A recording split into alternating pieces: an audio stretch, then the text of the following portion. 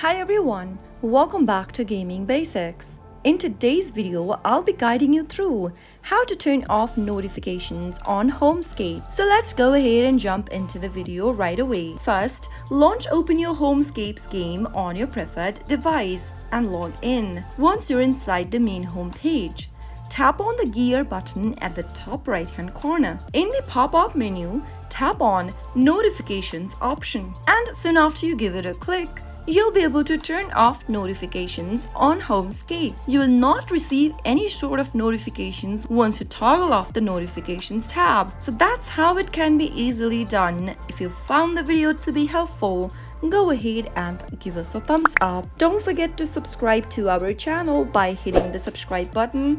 Also press the bell icon so that you'll never miss another upcoming upload from us. I'll see you again in the next video. Goodbye till then.